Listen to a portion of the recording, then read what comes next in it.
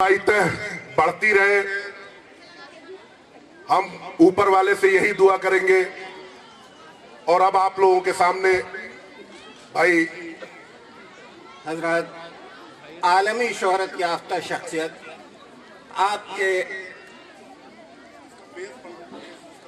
आपके सामने जनाब इमरान प्रतापगढ़ी साहब तशरीफ ले आ रहे हैं। तालियों से उनका स्वागत करें।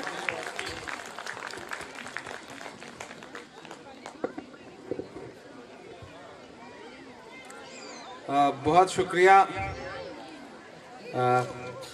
नाजिम साहब का। एक बहुत अलग सा अनूठा सा माहौल है और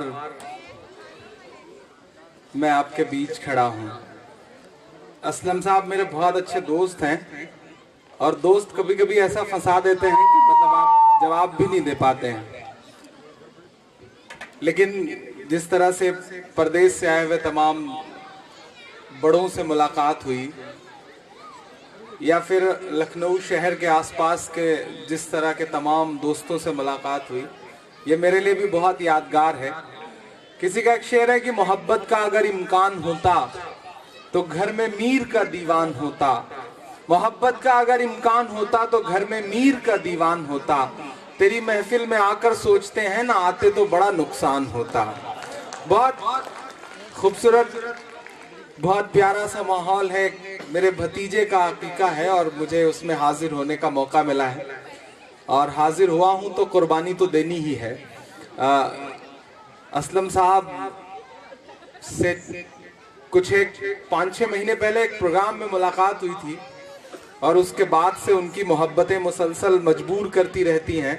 वो जब जहां जैसे चाहते हैं कान पकड़ के बुला लेते हैं और मैं हाजिर हो जाता हूं। आज भी इसी तरह से उन्होंने हाजिर करवा लिया। वो मुझे एक बहुत छोटी सी बात याद आती है कि एक बार एक चूहिया ने एक हाथी से शादी रचा ली। पहली ही रात हाथी मर गया। चूहिया बैठ के रो रही थी, जंगल के सारे जानवर उसे चुप करा रहे थे। चूहिया थी कि चुप होने का नाम नहीं ले रही थी। थक हार के सारे जानवरों ने चूहिया से कहा, ये बताओ क्या तुम सचमुच में हाथी से इतना ज्यादा प्यार करती थी कि उसके बिना रह नहीं सकती?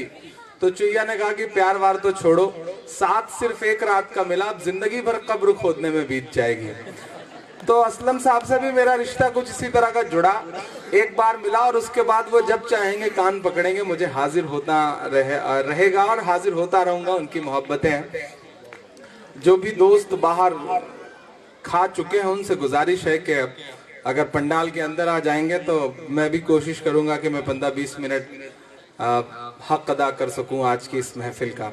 गुड्डू भाई ने मुझे गीता भेंट करी, उनका बहुत शुक्रिया। बहुत खूबसूरत अनुभव है मेरे लिए ये कि उन्होंने मुझे भागवत गीता की टीका भेंट करी है, उनका शुक्रिया। जिन चीज़ों के लिए या तो बहुत बदनाम हूँ या बहुत मशहूर हूँ, कोशिश करता हूँ कि थोड़ा बहुत वहाँ तक आपको पहुँचाऊँ। इधर मेरी माएँ बहनें बैठी हैं, भाभियाँ बैठी हैं, उनसे गुजारिश करूँगा कि बच्चों को अगर हो सके तो चुप करा लें। हालांकि बच्चों को चुप कराना बड़ा मुश्किल काम है, लेकिन आप अपनी पे आ जाएं तो बच्चे क्या, बच्चों के बाप चुप हो जाते हैं। तो बेहतर होगा कि अगर बच्चे भी थोड़ी देर के लिए खामोश से हो जाएंगे तो अच्छा रहेगा। जो नई नस्ल के तमाम दोस्त पीछे कई आइटम एक बार खाने के बाद दोबारा उसी तलाश में हैं, उनसे भी गुजारिश है कि वो आ जाएं। मैं अभी भूखा हूं, मेरे साथ फिर अगला सफर तय कर लीजिएगा। मुझे हुक्म हुआ है कि मैं कुछ सुनाऊं, मुल्क के हालात, दुश्वारियां, उन सब पे बात होगी, लेकिन पहले 4 मिसरे पढ़ता हूं। बहुत खूबसूरत सा माहौल है। राजेश भाई, गुड्डू भाई, इन सारे लोगों के बीच में असलम साहब की जो मोहब्बतें हैं, जो माहौल यहाँ खूबसूरत सा मुझे दिखा है, मैं उसके नाम 4 मिसरे पढ़ता हूँ। इंशाल्लाह उसके बाद कुछ और सुनाता हूँ, एक आधी नज्म आपको। चाक है जिगर फिर भी आए हैं रफू करके। बहुत मुट्ठी भर लोग हैं। अब मैं अपनी जिंदगी के सबसे कम भीड़ के प्रोग्राम में खड़ा हूं। प्रोग्राम में क्या, मैं तो घर के माहौल में खड़ा हूं, लेकिन इसे भी अगर थोड़ी देर आप मूड बनाने जैसा कुछ कर देंगे तो मैं कोशिश करूंगा कि मैं इसे भी बेहतर कर सकूं, इसे भी बिल्कुल थोड़ा मुशायरे जैसा माहौल दे सकूं बस। लेकिन उसके लिए गुजारिश है कि थोड़ा सा आपकी दाद वाद मिले, आपकी तालियां मिले, क्योंकि आपकी तालियां, आपकी दाद हमारे लिए वैसे ही है जैसे अमर सिंह के लिए जया प्रदा। तो थोड़ा सा ठीक ठाक ढंग से बजेंगी तो अच्छा रहेगा। मैं कोशिश करता हूँ कि चाक है जिगर फिर भी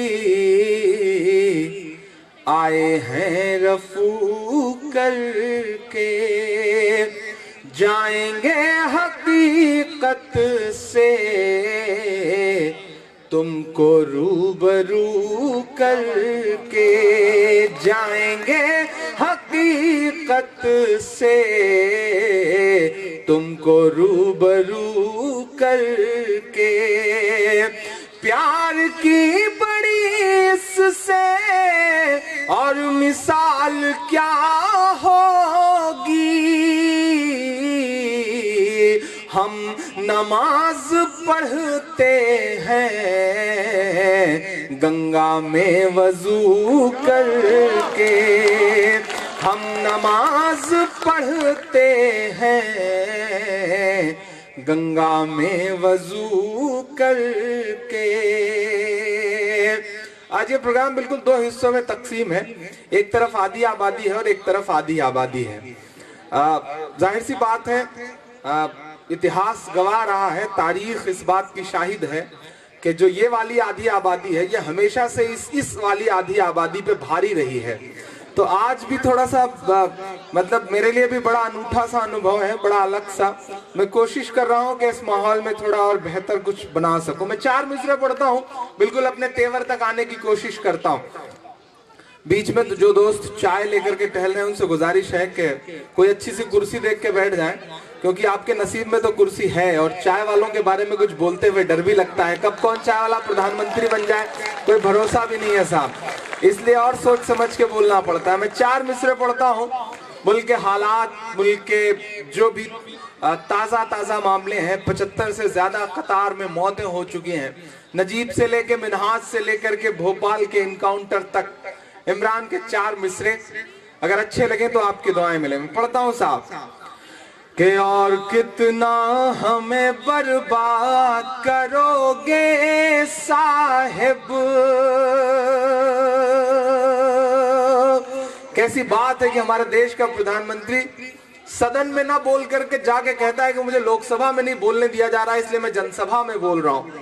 कैसे हालात पैदा हो गए। 10 साल तक जिन मनमोहन सिंह ने कभी जुबान नहीं खोली वो लोकसभा में, राज्यसभा में बोल रहे हैं, और प्रधानमंत्री जो कभी चुप ही नहीं होते उन्हें जनसभाओं में बोलना पड़ रहा है। तब मैं मिसरे पढ़ता हूं साहब कि और कितना हमें बर्बाद करोगे साहिब,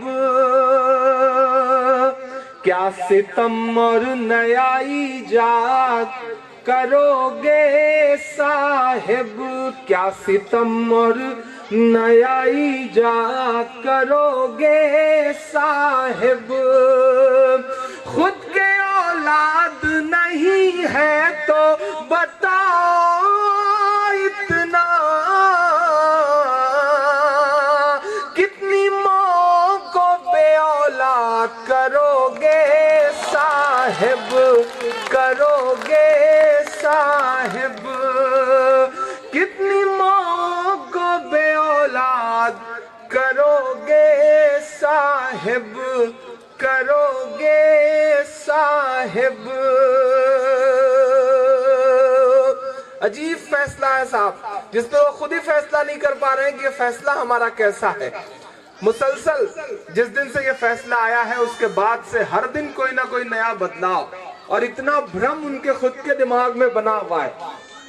कतारें हैं कि महीनों बाद खत्म होने का नाम ही नहीं ले रही हैं साहब। वो एक शख्स ने घर का दरवाजा खटखटाया, अंदर से बच्चे ने झांक के कहा कि माताजी कोई दाढ़ी वाले बाबा आए हुए हैं। तो मम्मी ने उससे कहा कि बेटा तुम्हारे पिताजी होंगे, 6 दिन पहले नोट बदलवाने गए थे, आज बैंक से लौटे हैं, दाढ़ी बढ़ गई है। ये हालत हो गई है साहब। इस तरह का अजीब अहमकाना फैसला है कि उस पर खुद ही जवाब देते नहीं बन रहा है उन्हें, खुद ही नहीं समझ पा रहे हैं कि बोला क्या जाए। हालत इस तरह से दुश्वार है मुल्क की। आम आदमी कतारों में है, आम आदमी परेशान है, आम आदमी दुश्वारी में है, लेकिन वो जापान में जाकर के कहते हैं कि देश बहुत दुआएं दे रहा है। मैं बहुत खुश हूं कि मेरे नोटबंदी के फैसले से देश बहुत दुआएं दे रहा है। यकीनन प्रधानमंत्री जी देश बहुत दुआएं दे रहा है। दुआओं वाले वीडियो हम लोगों तक भी आ रहे हैं सोशल मीडिया के जरिए। एक आध बार आप सुन लीजिए तो समझ में आ जाए कि देश कितनी दुआएं दे रहा है। वाकई देश बहुत दुआएं दे रहा है। मैं 4 मिसरे पढ़ता हूं, लेकिन हम वो लोग हैं जो हमारा अकीदा है या जो हमारी सोच है, जो या हमारे जो उसूल हैं। इमरान 4 मिसरे पढ़ता है और अगर वो लगे कि आपके दिल से जुड़े हुए मिसरे हैं तो आपकी दुआएं मिले। मैं 4 मिसरे पढ़ता हूं साहब। कि कौन कहता है कि दिल में वतन नहीं रखते। सोशल मीडिया के जरिए गुड्डू भाई किस तरह माहौल बनाया जा रहा है। वो एक लड़के ने अपने पिताजी से बड़ी मोहब्बत से शाम को खाने की टेबल पे बैठ के अपने बाप से कहा कि पिताजी मैं मोदी जी का बहुत बड़ा भक्त हूं। तो बाप ने कहा अच्छी बात है। बोले मेरी फेसबुक पे 15 फेक आईडी है। तो बाप ने कहा कि क्या करते हो उससे। तो उसने कहा कि जब मोदी जी को कोई फेसबुक पे या फिर सोशल मीडिया पे कुछ गलत सलत बोलता है तो मैं उसे जाके गाली देता हूं अलग अलग फेसबुक आईडी से। तो बाप ने कहा ये बात तुम मुझे क्यों बता रहे हो। तो बेटे ने कहा कि वो जो आप कोमल भाभी को पिछले 2 महीने से रेस्टोरेंट में बुला रहे हैं वो मैं ही हूं। ये हालत है। इस तरह से मैनिपुलेट करके चीजें दुनिया के सामने रखी जा रही है। तब मैं मिसरे पढ़ता हूं साहब कि कौन कहता है कि दिल में वतन नहीं रखते। तुम्हारी तरह से नफरत का मन नहीं रखते। यकीन जाने अगर वो सच में देश हित का फैसला होता तो मैं पहला आदमी होता जो इस मुद्दे पर उनके साथ खड़ा होता, उनका विरोधी होने के बावजूद। लेकिन गुड्डू भाई जिस तरह से देश हित का ठीकरा आवाम के सर पे फोड़ दिया गया, ये कहा गया कि आप कतार में हैं तो सरहद पर सेना का सिपाही कई कई दिन खड़ा रहता है तो आप कतार में नहीं खड़े रह सकते। कैसी कैसी बातें भक्त लोग बता रहे। लाइन में एक बुजुर्ग आदमी गुड्डू भाई की तरह मोटे तगड़े पहलवान खड़े थे। एक भक्त आया, उसने कहा कतार में हैं आप, देश हित में लाइन में खड़े रहिए, मोदी जी ने बहुत अच्छा फैसला किया। उसको गुस्सा आ गया, उसने पलट के 20 थप्पड़ जड़ दिए। तो उन्होंने कहा अरे आप तो हिंसा पे उतारू हो गए, देश हित में आप लाइन में नहीं लग सकते। तो उन्होंने कहा कि ठीक है बेटा, देश हित में अगर सेना का जवान सरहद पर खड़ा रहता है तो मैं कतार में खड़ा रह सकता हूं, लेकिन देश हित में वही सेना का जवान सीने पे गोली खा लेता है तो तुम 10-20 लात भी नहीं खा सकते हो। ये स्थितियां पैदा करने की कोशिशें हैं। तब मैं 4 मिसरे पढ़ता हूं साहब कि कौन कहता है कि दिल में वतन नहीं रखते। तुम्हारी तरह से नफरत का मन नहीं रखते। नोटबंदी से डराओ ना हमें, हम वो हैं। ज़कात देते हैं हम, काला धन नहीं रखते, हम नहीं रखते। ज़कात देते हैं हम, काला धन नहीं रखते। नोटबंदी से डराओ ना हमें, हम वो हैं। ज़कात देते हैं हम, काला धन नहीं रखते, धन नहीं रखते। बहुत शुक्रिया। 4 मिसरे और पढ़ता हूँ इंशाल्लाह, उसके बाद एक नज्म सुनाता हूँ। फलक जो असलम साहब की बहुत प्यारी सी बिटिया है, मेरी भतीजी है, उसे बहुत पसंद है। वो अमूमन गुनगुनाती रहती है, उसके वीडियोस मुझ तक आते रहते हैं। मैंने 4 मिसरे कहे। 2014 की जुबान, उसके बाद 2016 आते आते जो बदलाव आया है, सियासी बदलाव जो महसूस किया जा रहा है, मैंने उसे पिरोने की कोशिश की 4 मिसरों में। पढ़ता हूं साहब कि चाय चाय करते थे। आप सबकी भी दुआएं मिले, जो बुजुर्ग हमारी माएँ यहाँ बैठी हैं उनकी भी दुआएं मिले, क्योंकि आपकी दुआएं बड़ी कारगर हैं। आप जिसके सर पे हाथ रखते हैं उसे मनमोहन सिंह बनने में देर नहीं लगती है। तो थोड़ा सा आप सबकी भी दुआ मिले। मैं पढ़ता हूँ कि चाय चाय करते थे, गाय गाय करते हैं, चाय चाय करते थे,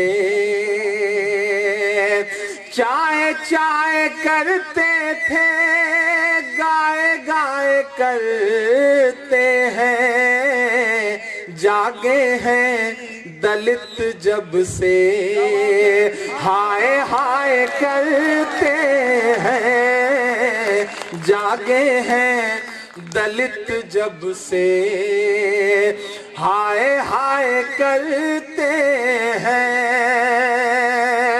और 3 साल बाकी है, आने दो जरा 19। एक शायर की जुबान अल्लाह पता नहीं कब कबूल कर ले, और इंशाअल्लाह जरूर कबूल करेगा। जब निजाम बदला था, जब हुकूमत बदली थी, तो मुझसे कहा गया कि इमरान साहब अपना तेवर नरम कर लीजिए, अपना लहजा ढीला कर लीजिए, क्योंकि हुकूमत बदल चुकी है।